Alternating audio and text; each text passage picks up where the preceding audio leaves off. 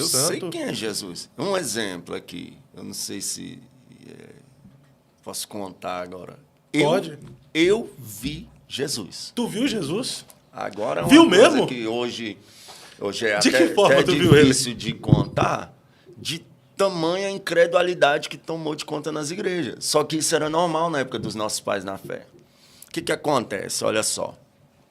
Eu vi uma menina de 3 anos de idade que ela foi arrebatada. Eu vi o testemunho dela. Ela ficou quase 3 dias falando em mistério. A avó dela chamou o pastor, pensando que ela era alguma coisa errada, que ela chegou de um acampamento e ficou assim. Aí o pastor, não, isso aqui é a presença de Deus. Ela chamou os bombeiros. Parece que um dos bombeiros lá era crente também. Falou, não, isso aqui é a presença de Deus, normal. Aí ela voltou. Quando ela voltou, ela contou algumas coisas da igreja lá, falou algumas coisas que Deus queria da igreja. Eu não julgo alguns usos e costumes pesados que a igreja tinha no passado, porque a Bíblia diz que os jovens teriam visões, e Deus orientava a igreja através de visões, alguma coisa que Deus queria de algumas congregações. Não duvido disso. Tá certo que tem alguns extremos, mas eu não duvido que Deus orientava, porque Deus mostrava. Isso é bíblico, a pessoa ter visão, os jovens ter visão, os velhos ter sonhos. E tem os costumes que é cultural também, né? E tem os costumes que é cultural. Aí ela foi e falou, Deus estava se agradando do pastor e tal. Eu pensei, cara, se essa menininha foi arrebatada e ela foi até o céu, eu também posso ir. Aí eu peguei e comecei a ler a Bíblia sobre questão de arrebatamento. Eu deparei com aquele texto lá, Paulo dizendo que foi arrebatado, se no corpo, se fora do corpo, não sei, mas que viu coisas que não... Eu falei, se Paulo viu, eu quero ver também. Eu botei aquilo na cabeça. Aí eu falei, eu vou fazer um jejum de 6 da manhã às 6 da tarde durante 21 dias, para mim ter uma experiência sobrenatural com Deus. Aí eu peguei, comecei a jejuar, de 6 da manhã às 6 da tarde. Os 3 primeiros dias que eu comecei aquele jejum, eu orava 2 horas toda madrugada. Eu comecei a sentir uma podridão tão grande no meu corpo que eu passava o dia tomando banho. Parecia que meu corpo estava podre, imundo. No 4º dia, no 5º dia, parece que foi ali, com 7 dias. Eu senti uma pureza tão grande no meu corpo que eu não queria sair para a rua. Eu passava o dia ali ouvindo louvor, lendo a Bíblia. E aí foi 15 dias. Com 18 dias, eu indo para a igreja, eu fui chamar a minha amiga lá, a Aline, que sempre ia para a igreja comigo. Eu debilitado, né? Eu falei, Aline... O tio dela caiu endemoniado, rolando assim, gritando, eu te odeio, eu te odeio. Eu olhei assim, eu falei, eu também não gosto de tu não, demônio. Sai dele em nome de Jesus. E assim, nessa expressão, eu falei, sai dele em nome de Jesus. O demônio saiu. Aí a gente foi chamar outra menina, a Miriam. Quando a gente chegou na casa da Miriam, o cachorro dela endemoniou. Mas espera aí, pregador, o cachorro endemonia? Se os porcos saiu do gadareno e entrou nos porcos, aí o cachorro caiu rolando, babando. Aí, nossa, meu cachorro está passando mal, o que será? Aí eu olhei assim, na hora eu tive discernimento, eu falei, é demônio. Aí você tá doido? Cachorro endemoniado? Eu falei, quer ver? Espírito maligno, em nome de Jesus, saia! O cachorro voltou ao normal, ficou bonzinho. Aí a gente foi para a igreja. Aí no outro dia voltamos, terminei 21 dias e nada. Eu orava no mínimo 2 horas, às vezes estendia 4 horas, 5 horas, cheguei a orar 8 horas nessa época, assim, de joelho. Minha mãe falava, menino, como é que tu consegue falar tanto com Deus? Eu falava, mãe, é tão bom que eu só paro mesmo porque o maxilar não dá conta mais de falar. Aí eu fiquei 7 dias mantendo a oração, depois que eu terminei os 21. Eu falei, não vou desistir, não. Vou entrar mais 7 dias, de 6 da manhã a 6 da tarde. Aí comecei a jejuar. Aí eu entrei numa prova financeira, velho. Terrível, terrível. Aí o primeiro dia, segundo dia, no terceiro dia, eu estou orando lá dentro da minha casa, no meu quarto, deu 3 horas da manhã, eu sempre orava. Um amigo meu, Bruno, ele falava um negócio interessante. Ele falava, eu gosto de orar no escuro porque qualquer clarão é Deus. E eu peguei isso para mim. Aí eu sempre orei de joelho com a cara no pó, assim. Aí eu estou orando lá, orando. E, cara, como eu disse aqui, o que eu mais amo na minha vida é os meus filhos. E Deus pode matar os 2 agora, se eu estou mentindo no que eu vou contar aqui. Eu estava de joelho dobrado, desceu um ser de branco dentro do meu quarto, impôs as mãos nas minhas costas, e quando tocou nas minhas costas, cara, Um incêndio de glória tomou de conta de mim, do alto da cabeça à planta dos pés. Eu sentia correntes elétricas no meu corpo, assim, uma glória, assim, tão tremenda. E eu comecei a falar umas línguas que eu nunca vi ninguém falar aqui. Eu fui tomado em mistério, assim, tão falando uma língua estranha. Então, aí, cara, diante de Deus, eu comecei a flutuar. Comecei a flutuar. Quando eu fiquei um palmo do chão, me deu um medo. Eu pensei, cara, e se isso acabar e eu cair de uma vez? Eu vou ficar de lado, porque se eu cair de lado, eu não me machuco tanto. Na hora que eu virei pro lado, eu voltei pro chão e acabou. Cara, o arrependimento. Me arrependi tanto daquilo. Eu falei, meu Deus. Aí eu orei um pouquinho ali, deitei e fiquei, nossa, por que eu quis ajudar Deus? Por que eu... Cara, como eu sou um vacilão. E fiquei naquela... Aí, no outro dia, no quarto dia, quando eu terminei o propósito, 6 horas da tarde, que eu fui procurar alguma coisa para comer, nem sal tinha no meu armário, cara. Olhei para aquilo, me deu uma tristeza tão grande. Falei, mãe, tem comida não? Ela, não, o que tinha aí os meninos comeu. Aí eu fiquei assim, deitei, esperei dar 3 horas. Quando deu 3 horas, que eu fui orar, eu dobrei o joelho e falei, Deus... Hoje eu não dou conta de orar. Se eu for orar, eu vou reclamar contigo, porque a minha casa está sem comida. Eu não quero murmurar contra ti. Eu vou me deitar, eu estou fraco. Mas se o Senhor quiser me dar uma experiência... Aí eu deitei, Fábio. Na hora que eu deitei, cara, imediatamente, eu fechei o olho assim, só que eu estava acordado. Aquele mesmo ser de branco desceu. Na hora que ele desceu... Ele pegou no meu ombro aqui e começou a puxar. No que ele começou a puxar, foi até desconfortável, porque eu fiquei assim, ó, e eu cheguei a... Confesso que eu cheguei a sentir até uma dor, assim, porque foi desconfortável. Quando ele viu que eu estava resistindo, puxou de uma vez. No que me puxou de uma vez, eu fiquei em pé e eu vi meu corpo deitado na cama. Meu Deus. Aí eu olhei assim, aí aquele ser que estava do meu lado pegou no meu ombro e disse, vem comigo. Aí só fez assim e subimos. A gente começou a subir numa velocidade terrível e passou aqui as nuvens, as estrelas, né? Aí chegou num lugar que era tão claro, mas tão claro, que quando eu olhei assim, e olha que eu estava em espírito, eu fiz assim, ó, porque eu não conseguia ver, era tipo aqueles flash de câmera fotográfica, só que 1000 vezes mais forte. Aí ele foi me levando para um quarto, mais ou menos do tamanho dessa sala aqui. Esse quarto, as paredes dele era tudo cinza, não tem aquelas telhas Eternite? Sim. Era como se fosse aquelas telhas nova, molhada, aquele cinza chumbo escuro. O quarto todinho tinha um altar no canto de lá. Aí eu cheguei nesse quarto assim, fiquei olhando o quarto. Aí eu percebi que alguém começou a se movimentar. Porque eu via, tipo, como pegadas, e essas pegadas subiam, assim, cada passo que dava subia em forma do pé uma chaminha de fogo e apagava com a fumacinha. Aí foi caminhando para de trás do altar, invisível. Aí quando chegou de trás do altar, aquele clarão clareou de novo. Aí eu fiz assim de novo. Quando eu olhei, cara, eu vi um homem de branco. Isso aqui vai chocar pessoas agora. Quando eu olhei aquele homem de branco, eu tentava olhar o rosto assim, e não conseguia. Era como a luz do sol e era como se não existisse ao mesmo tempo. Aí eu tive um discernimento que era Jesus. Na hora que eu tive o discernimento que era Jesus, eu olhei para as mãos. Aí as mãos... Eita, a turma aí racista vai sofrer agora. Quando eu olhei para a mão, eu vi a mão... Não sei por que Jesus se apresentou para mim desse jeito, da cor da minha. Moreno, eu olhei aqui, ó, bem aqui. Tinha um furo e marca de sangue de um lado, furo e marca de sangue do outro. Aí eu perguntei, é tu, Jesus? Ele disse, eu sou. Cara, na hora que ele disse, eu sou, eu fiquei assim tão emocionado que eu comecei a perguntar, Jesus, por que isso? Jesus, por que daquilo? Jesus, por que isso? Jesus, por que daquilo? Aí eu falei, Jesus, eu posso orar pelos paralíticos, cegos, surdo, mudo? Aí ele falou, ainda não. Estende as mãos. Aí ele veio caminhando e botou um quadradinho da mesma cor, cinza, na minha mão. E eu peguei assim. Aí eu falei, Jesus, por quê? Foi a última pergunta que eu fiz. Eu falei, Jesus, por que as almas não se convertem nos dias de hoje como antigamente? Ele disse, naquele grande dia, muitos vão me dizer, Senhor, Senhor, e eu vos direi, apartai-vos de mim para o fogo eterno, que eu não vos conheço. Eu não tive coragem de perguntar mais nada. Aí eu pensei, Jesus, eu posso conhecer o céu? Aí ele disse, aproveita o anjo. Aí aquele anjo me pegou pelo ombro e saiu. Eu vi um jardim com flores que não existe aqui na Terra. Não tinha fim. Coisa mais linda. A gente saiu sobrevoando. Aí eu tinha uma ideia, que eu tinha lido aquele livro da Rebecca Brown, A Divina Revelação do Inferno.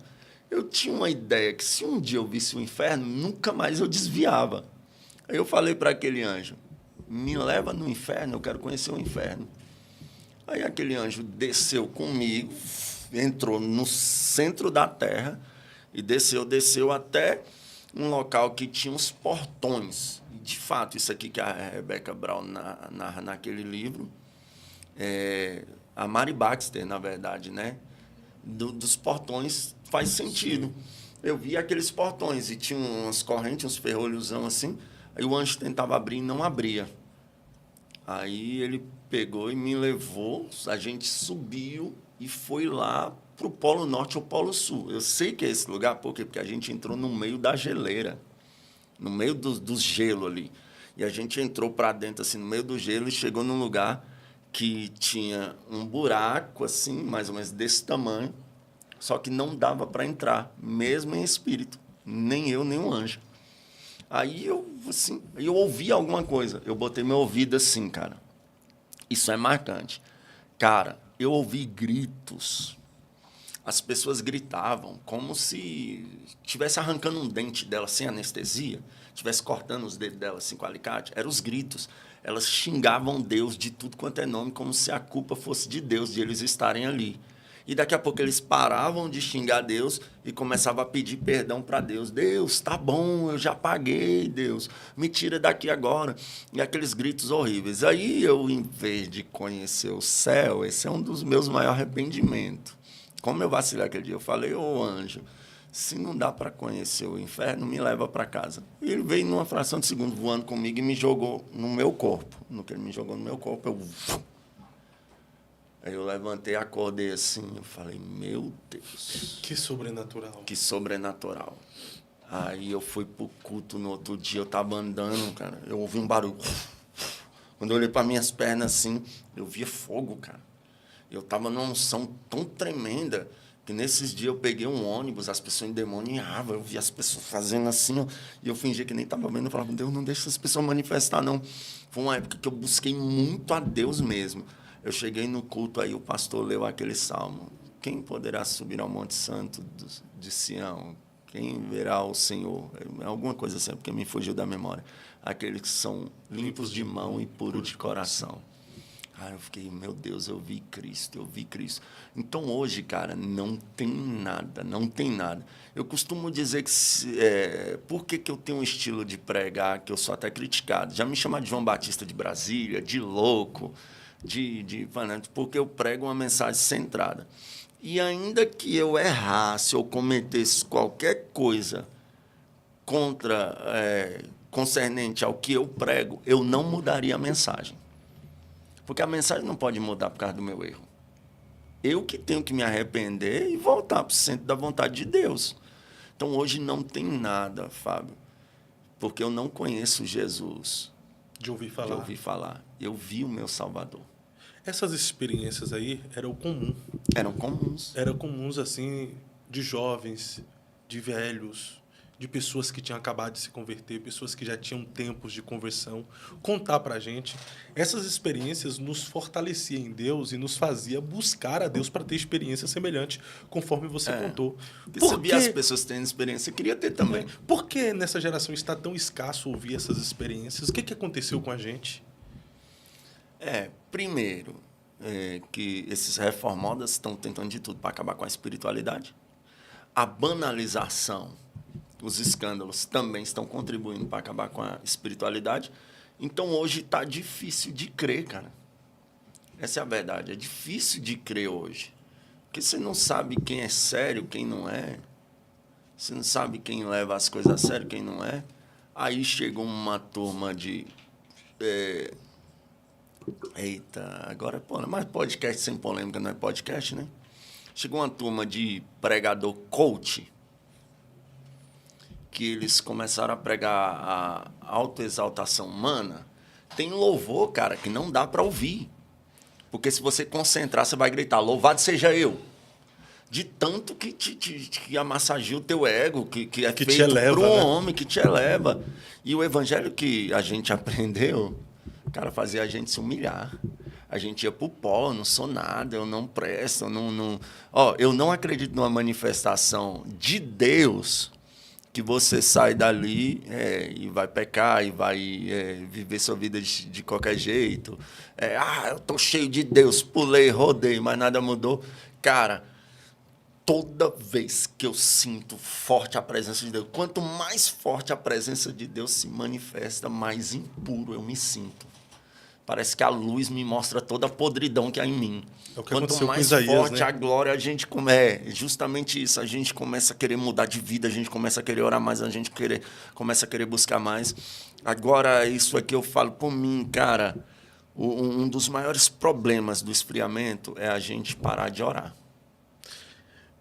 Eu acredito que essa correria diária nos afastou um pouquinho da oração. Um pouquinho não, né? Nos afastou bastante da oração. Acredito que o entretenimento Passamos também... horas no Instagram hoje. O entretenimento nos afastou da oração. Nós mesmos, na verdade. mesmos. É que a gente fica tentando arrumar desculpa, né? Mas Desculpa. eu me coloco nessa condição. Eu me afastei da oração. Se a gente voltar a orar igual a gente orava naquela época, a gente vai viver experiências semelhantes a essas e maiores. Só que hoje eu tenho visto, minha esposa, ela me perguntou um negócio, e aí, amor, você que anda mais do que eu, minha esposa também é pregadora, como é que tá aí? Eu falei, amor, ainda existe crente na terra. Os remanescentes existem, né? São poucos, mas existe umas fagulhas aqui, outras ali. Mas onde eu tenho ido, eu encontrei uns irmãos lá na Amazônia, uma família de irmãos, uns negão assim, que você olha para eles assim, parece ser tudo doido. Cara, aqueles negão viu o céu pelo lado de dentro. Eles estão lá num lugar que pregador não vai hoje, né? Porque hoje, se não tiver 80 quilômetros do aeroporto, os pregador famosão aí não vão. Tá desse jeito. E a gente pode entrar em contato com a assessoria de um aqui agora, de 10 aqui agora, que a gente vai ver as mesmas exigências, né? Exige até tipo de carro que é para buscar no aeroporto, exige... É um assunto polêmico, mas é uma verdade, infelizmente. Então, eles não vão. Tem pregador aí que não anda 2, 3 horas de ônibus, de carro, mas nunca. E Jesus tem me levado nesses lugares. E lá na Amazônia, lá nesse lugar onde eu fui lá, é porque me fala o nome da cidade agora. E esses negão lá, cara, se você vê eles contando as experiências que eles viveram com Deus, de cura, de o céu se revelar. Tem uma amiga minha, Andreina Batista, lá de Aparecida de Goiânia. Se ela assistir isso aqui, ela pode confirmar. Ela e o noivo dela, eles orando para casar, uma dificuldade, orando. E na semana do casamento eles fizeram um propósito no monte. E orando, eles oravam jejum, oração. Pensa num casal assim, santificado de admirar. Aí eles foram no último dia para o monte orar. Aí ela estava muito cansada do trabalho. Ela orou um pouquinho e deitou no carro. E o noivo dela falou, espera aí, eu vou orar aqui. E começou a orar. Isso tem pouco tempo. Tem menos de 2 anos, eu acho que eles casaram. Ela está até grávida agora. Aí eu vou orar aqui. Daqui a pouco ele falou, Andreina, vem cá. Ela disse, o que foi, moço? Deixa eu dormir. Vem cá. Ela, não, eu estou dormindo. Vem cá. O que é? Vem ver isso aqui. Ela disse que quando ela saiu, ela viu cerca de 14 anjos. Meu Deus. Voando assim sobre eles. E disse que elas voavam. Ela disse que subiu em cima do carro e ficava assim. Ela disse que eles chegavam pertinho dela assim, ó. E subia. E eu falei, Andreina, pelo amor de Deus, me leva nesse monte. Eu quero. Ela falou, Gabriel, você tinha que ver. E ela disse que os anjos assim. Aí eles oraram ali, ficaram um tempão, aí foram para casa. E os anjos foram sobrevoando eles assim, até eles chegarem em casa. Quando eles chegaram em casa, eles sumiram tudinho no céu. Eu falei, meu Deus, que é isso? Então, hoje, as coisas espirituais, elas acontecem. Mas o problema é que a gente... Esses homens e mulheres de Deus existem, mas não estão na mídia, né? Não estão na mídia. E, às vezes, é até bom que não estejam. Não estão em premiações. Não estão em premiações. Não recebem o prêmio de melhor cantor, melhor pregador. Eles não aparecem lá no... Como é o nome? Troféu Gerando Salvação. Troféu Gerando Salvação. Mas você sabia que isso aí não é dos nossos dias? Não é, não? Não. Já existia? Nos dias de Jesus fizeram um evento desse. É mesmo. Mas Jesus reprovou. Foram os discípulos que fizeram, né? Chegaram lá, mestre, quem de nós é o maior? É isso que acontece hoje, cara. Aí depois vem falar que o Gabriel Bezerra é chato. Não, eu não sou chato. Eu só procuro seguir o que Jesus nos ensinou. Porque quando chegaram com essa palhaçada aí, porque isso para mim é uma palhaçada, diante de Jesus, né, quem de nós é o maior? Com esse evento aí, né? Quem vai ser o premiado aqui como o melhor, como o maior? Jesus olhou e disse assim, olha, nascido de mulher, não há ninguém maior do que João Batista. Jesus deu um prêmio pro João, então, né? Mas qualquer que no meu reino quiser ser maior, que seja o menor. Ou seja, os maiores aqui da terra, os que ganham troféu, vão ser os menores lá. E os menores aqui serão os maiores lá. Então, Jesus reprova essa ideia, cara, não dá para entender. É o que eu estava te falando, tem pregação, tem louvor, que se você concentrar, você vai gritar, louvado seja eu. Porque querem dar essa glória ao homem. E eu falo sem medo de errar. É difícil resistir mulher? É. E a gente que cai na mídia, a gente é muito assediado. E eu gosto de mulher, cara. Não é à toa que eu tô casado com uma. Você...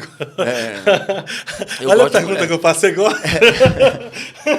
É difícil resistir tentação de mulher? É. É difícil resistir tentação de dinheiro? É. Mas uma das batalhas mais difíceis que eu encontrei de resistir é a soberba. Porque o inimigo está sempre colocando. Quando você prega num congresso que Jesus sacode tudo, o inimigo vem, aí, tu agora é um pregadorzão. Tu agora, quando você prega num congresso, eu não sou tão conhecido, mas quando eu prego aí num cartaz que eu estou num dia, Eliseu no outro, Feliciano no outro, o inimigo lá logo vem, aí agora tu é pregador. Tá chegando. Tá chegando e tal. Aí uma vez eu preguei, cara, e foi tanto poder, Jesus curou. E eu voltando para casa, assim, maravilhado. No ônibus que eu estava, eu já comecei a passar mal. Cheguei em casa, eu adoeci. Aí eu fiquei enfermo, uma febre tomou conta de mim, isso no domingo, né?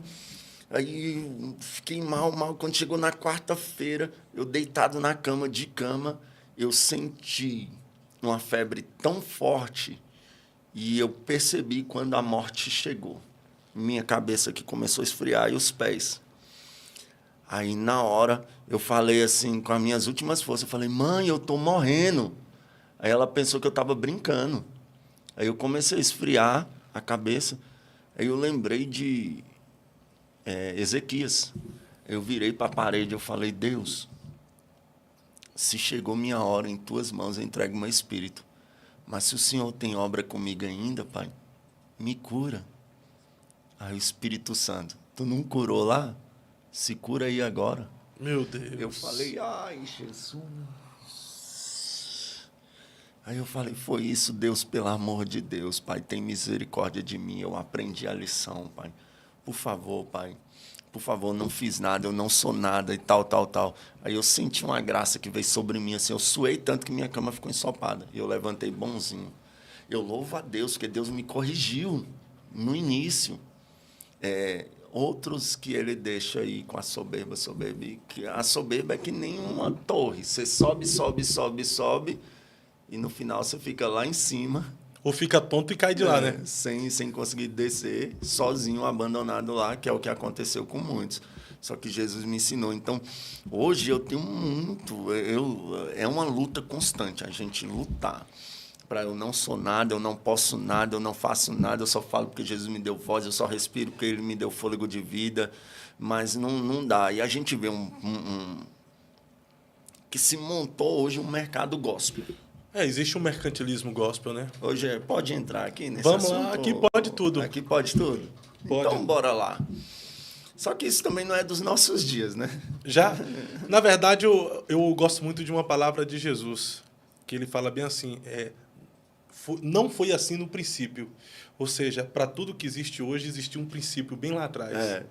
Olha só, Jesus entra no templo e ele vira as mesas dos que vendem e dos que compram. Sim. Né? Porque só compra porque tem quem vende, só vende porque tem quem compra. ele vira as mesas dos que compram, dos que vendem, dos cambistas. É claro que tinha toda uma história ali. Eles viram um jeito de enricar as custas do povo, porque o povo tinha que trazer um animal para sacrificar. Aí, o que eles viram? Rapaz, o povo traz o animal de tão longe, vem de outras cidades. Já sei, vamos vender já o animal pronto aqui. Porque o povo não precisa estar gastando no meio da estrada, estar correndo risco de perder o animal. Chega aqui, só que aqui a gente vende por um valor dobrado e assim a gente ganha muita grana. E assim eles acharam. Aí virou um mercantilismo gospel. Eles comprando e vendendo ali, a corrupção tomou de conta, né, e Jesus entra e fica irritado com aquilo. Vira as mesas deles, Chicoteia. né, chicoteia tudo, expulsa, solta ali os animais, os pombos. Aí a Bíblia diz que Jesus começa a curar a enfermidade de todos que tinha ali. Aí as crianças começam a gritar, hosanas, hosanas, hosanas. E os fariseus, se existe uma coisa que eles não querem no culto, é milagre verdadeiro. Eles querem truque, porque Sim. milagre verdadeiro produz glória para Deus. Truque produz dinheiro para eles. Então, eles querem truque. Eles querem algo que renda, que lucre. E com Jesus não há lucro. Todo sinal que Jesus fez foi para a glória dele. Aí Jesus começa a curar, aí eles questionam, manda as crianças calar. E Jesus olhou e disse, vocês não leram que foi da boca das crianças que sai o perfeito louvor? Então hoje, o que eles não querem? Milagres verdadeiros, porque não gera lucro, e nem o perfeito louvor, porque não gera lucro. Você vê aquele palhaço lá ridicularizando o hino Alvo Mais Que a Neve. E eu falo isso sem medo de ganhar processo. Falando do hino alvo. Por que eles não querem? Porque o hino alvo mais que a neve é a mensagem da cruz cantada. São perfeitos louvores. Eles não querem perfeito louvor, porque perfeito louvor não vende. Perfeito louvor não dá visualizações. Perfeito louvor não dá milhões de seguidores. O mercado não aceita, né? Já me questionaram, Gabriel, por que tu não muda a tua mensagem assim, tu vai ser aceito no mercado? Eu falei, opa, não, eu fui orar, eu falei, Deus, como assim mercado? E o Senhor falou comigo, se o mercado não te aceitar, a seara te aceita, é grande e está faltando gente lá. Então, esse mercado está aí, de compra e venda. Aí eu te pergunto algo aqui, bora para a lei agora, para o Código Penal. Qual é a pena maior? Para o que furta ou para o que compra o produto furtado? A pena maior é para quem compra o produto furtado. Porque é um financiador, né? Alguém só furta porque tem alguém para receber. Então, a receptação, a pena é maior. Por que é que tem esse mercado gospel hoje? Porque patrocinam eles. Tem quem pague? Tem quem pague. Então, o que eles fazem?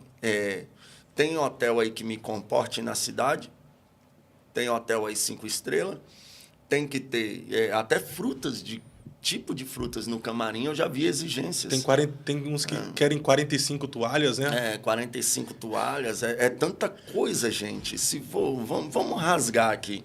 Gente que chega... Um irmão me contou isso aqui. Não foi coisa que eu ouvi inventando história. O irmão tinha comprado um Voyage zerado. Tinha acabado de tirar da loja. Aí um pregador agendado.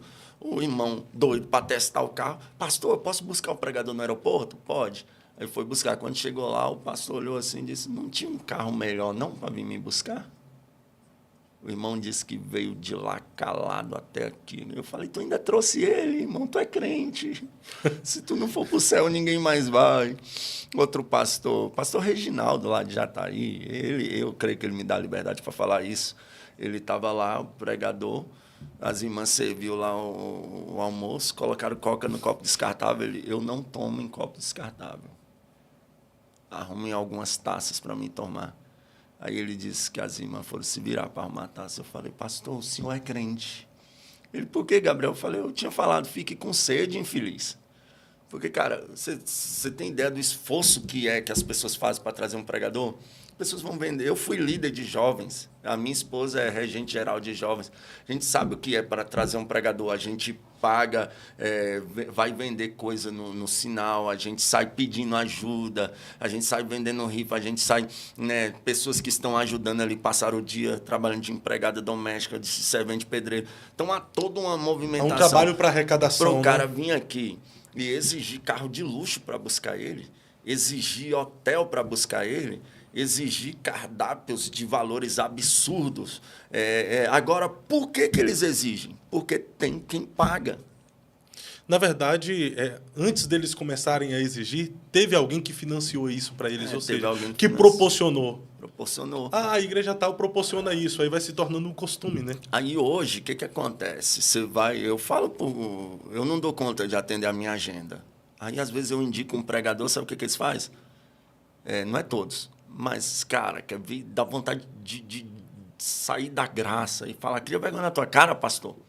Mas a gente, né, prefere não responder. Mas querendo ou não... Você faz uma indicação, sabe o que eles perguntam? Me manda um vídeo dele aí, tem quanto seguidor? É isso hoje, infelizmente. Ou seja, a mostra aprovação o Instagram hoje, dele. me mostra o Instagram. A aprovação hoje não é mediante o caráter, não é mediante a comunhão com Deus, é mediante o número de seguidor que tem, mediante, não prega Bíblia, prega sobre iPhone, sobre bicicleta, melancia, qualquer outro tipo de coisa, mas atrai público, atrai multidão. Eles não querem saber se já casou, separou 10 vezes, se maltrata a esposa, se não tem caráter, se não congrega, se não tem pastor, se não, eles querem, tem nome, atrai público, aí eles fazem as exigências absurdas dele, aí vem na igreja às vezes, engana todo mundo, faz as palhaçadas, fica lá o rombo para o pastor resolver, só que eles não param de financiar esse mercado. E enquanto você vê que, enquanto o mercado estava funcionando, não aconteceu milagre. Aí aquela velha pergunta, por que não acontece mais sinais igual antigamente? Porque a igreja moderna, não estou generalizando, isso virou um mercado de compra e venda, e enquanto as mesas deles estiver lá, vai ser desse jeito. Mas na hora que virar, meu Deus, na hora que acabar essa palhaçada, porque hoje muitos ministérios estão virando vitalício, porque o filho nem tem chamada, oxalá se tivesse. Coisa boa, parabéns ao pastor, que o filho dele tem chamada, passe para ele, ele vai dar continuidade à obra com excelência, mas às vezes não tem chamada, mas eu não posso tirar o patrimônio da família. Se torna um monopólio. Eu tenho que pôr os meus, aí coloco o filho que nem tem chamada, aí vira uma bagunça a igreja, é agora que vão acabar com a gente aí. Mas é verdade, e só que aí junta dinheiro, poder, mais dinheiro, cargo, poder. função. Aí é briga. Cara, você vê briga de presidência de igreja igual briga política. Compra de voto, Pior. gente. Para assumir. Por quê? Para não perder a mamata, para não perder salários de pastores presidentes absurdos e, às vezes, pastores no campo passando fome. Só que no dia do juízo, os extratos bancários vão servir de testemunho. É onde Deus vai dizer, tive fome, não me deste de comer, tive sede, não me deste de beber, tive nu e não me vestisse, só venha nós, enricando às custas do dinheiro alheio. Aí o mercado está tão lucrativo, só que eles são insaciáveis. São cães gulosos, são os cães que Paulo falou que não herdarão o reino de Deus. Eles são tão insaciáveis que agora pedir 4, 5 mil já não basta mais. Pedir hotel de luxo já não basta mais. Vamos cobrar agora a entrada, que aí gera 50, 60 mil. Quanto é a entrada aí? No mínimo R$90 por cabeça. São chamadas conferências, né? Aí virou moda agora. Aí tá lá, cobrando entrada. E aquele pecador que era para estar nesse culto e aceitar Jesus, e não vai, porque ele não vai pagar para entrar lá. Eu não posso chamar alguém para ir, que uma pessoa falar que cobra a entrada de um culto vai se escandalizar. Ah, mas cobra a entrada de show. Pois é, o pessoal lá do show não vão ganhar salvação.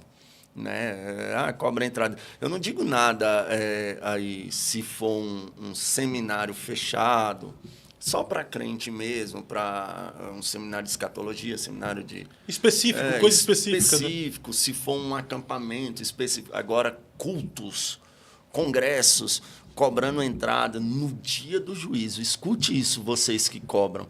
No dia do juízo, os extratos bancários desses cultos que foram cobrados entrada vão servir de testemunho para muita gente não entrar pelas portas celestiais. Pastor Gabriel, mas hoje você é um pregador. Você é contra essa questão de cobrar ou combinar alguma coisa para o pregador? Porque, querendo ou não, hoje você vive só mesmo do ministério. Só do ministério.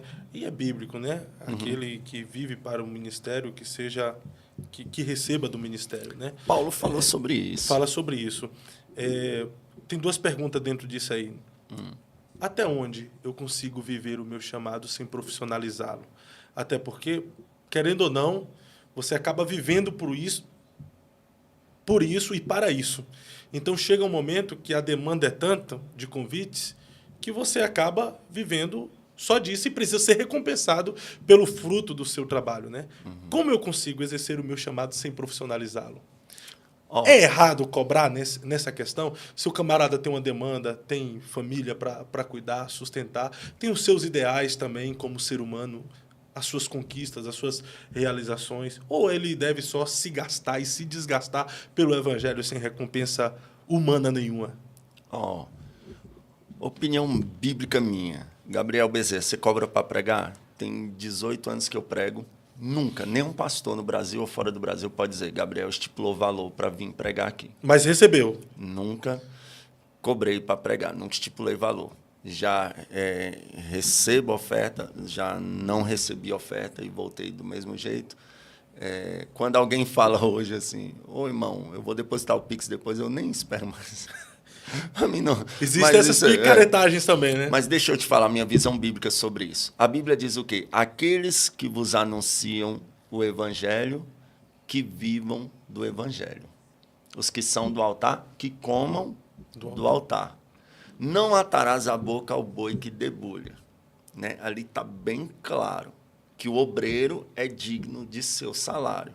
Aí Paulo vai dizer, se eu vos anuncio as coisas espirituais, é muito que de vós colhamos as carnais? Né? Não é errado colher as carnais. Mas o que Paulo vai dizer? Só não usei do meu direito para não pôr impedimento à obra. Então, não é errado você receber uma oferta. Até o combinado é tolerável. Irmãos, os irmãos podem me abençoar com quanto? A gente pode abençoar com tanto. Tá bom. Agora, quando eu falo só vou por tanto, é onde eu coloco impedimento à obra. É aí onde cai em contradição bíblica. É aí onde é errado. Só vou por tanto. Só vou se fizer isso, isso e aquilo. As exigências. Então, as exigências. Isso é errado. Estipular um valor é errado. Biblicamente é errado. Ah, pregador, mas eu passei a estipular valor porque eu sofri demais aí no ministério, as pessoas não valorizam. Ainda assim, é errado, na minha visão bíblica. Porque Paulo vai dizer bem claro, só não usei do meu direito para não pôr impedimento à obra. Aí tem o contexto, né? Não atarás a boca ao boi que debulha, né? O obreiro é digno do seu salário. Então, a igreja precisa entender que se tem um ministro ali que está servindo com a palavra, cara, a igreja faz o que ela puder. Quando alguém me liga e fala, Gabriel, quanto você cobra para vir pregar aqui? Eu falo, irmão, eu peço as despesas que eu preciso, peço que me hospede, me alimente. Em questão de oferta, eu não estipulo valor. Eu peço que os irmãos me abençoem conforme as condições da igreja. A igreja tem condição de fazer o quê? Então, faça. Às vezes, já fui tentado a estipular valor várias vezes? Sim, porque eu sei que o cara que vai pregar amanhã, ou pregou ontem antes de mim, pediu 10 mil, e eles pagaram. E eu sei que eles vão me dar 200, 300 reais. E, às vezes, dá vontade de pelo menos falar assim, faz comigo igual você fez com os outros. Mas aí eu falo, cara, eu não vou. Eu sei que a recompensa vem do alto. Eu fui ministrar uma vez, a irmã me deu R$3,50 de oferta. R$3,50. Eu olhei as moedas assim, eu falei, nossa, a irmã é corajosa. Se eu fosse ela, eu falava, ô irmão, não tenho condição de te abençoar hoje, não. Eu não tinha coragem de dar R$3,50. Mas eu fiquei assim, eu falei, deve ser Deus me provando. No outro dia eu fui pregar no Mato Grosso. A irmã me deu um envelope grosso, cara. Eu pensei, vixe, só nota de R$2. Quando eu fui ver, tinha R$3.500. No outro dia, cara. Então, eu não murmurei por ganhar R$3,50. Deus me deu 100 vezes mais no outro dia. Acho que foi a maior oferta que eu recebi até hoje, se não me falha a memória. E, cara, eu sou totalmente contra estipular valor para pregar. E eles só estipulam porque, como eu disse, tem quem pague. Sim. Agora, como não profissionalizar o ministério? É aquilo. A igreja precisa entender que o pregador ele precisa calçar, vestir, comer. E roupa de pregador não é barato, né? Tem muito pastor. As minhas são, que é tudo da feira. Não é barato, não. Roupa de pregador não é barato, Tem muito pastor que a vida dele é criticar pregador, né? Sim. Por que ele não prega nos congressos dele? Convida os itinerantes, Por que ele não prega em todos os eventos dele, em todos os cultos dele? Né? Ele não vive sem um pregador lá. Porque precisa, cara, de um pregador. Assim como você me leva para pregar na sua igreja, às vezes eu te levo para pregar na minha igreja, isso é bom você ter um pregador, é coisa de Deus. Paulo saía pregando nas igrejas, os apóstolos, todos saíam ministrando, isso é uma coisa. E os irmãos serviam com aquilo que podiam. Então, às vezes, a igreja pode e não faz porque o cara não estipula valor. Né? Aí deixa o cara de qualquer jeito, arruma qualquer lugar para o cara ficar e tal. Aí, por isso, muitos sofrendo são tentados, aí percebe que a igreja paga aquilo que eles querem, aí começa a se vender, aí profissionalizam o ministério, profissionalizam a chamada. Eu digo isso sem medo de errar, cara. Eu não quero ser o próximo artista de púlpito. Eu não quero ser, cara. Alguém disse assim, nossa, Gabriel, como é que tu conseguiu tanto seguidor vindo na contramão do mundo? Eu falei, cara, não sei. Só sei que eu não pretendo me vender para esse sistema. Não pretendo mudar a mensagem. Eu sei que eu sou falho, sou cheio de erros, Eu costumo até dizer que se eu fosse Deus, o primeiro que eu matava era eu, de tão ruim que eu sou. Mas, cara, eu não pretendo me corromper, me vender para esse sistema. Ô, Gabriel, mas como a gente identifica um artista de púlpito? Cara, primeiro, ele é marrento, ele é soberbo, ele é orgulhoso. Ele faz essas exigências absurdas. Ele acha que se ele não tiver, o evento não presta. Se ele não tiver, não vai ser bom. É muito fácil identificar eles. Eles são mercenários, eles só querem saber de dinheiro. Eles só querem saber de grana.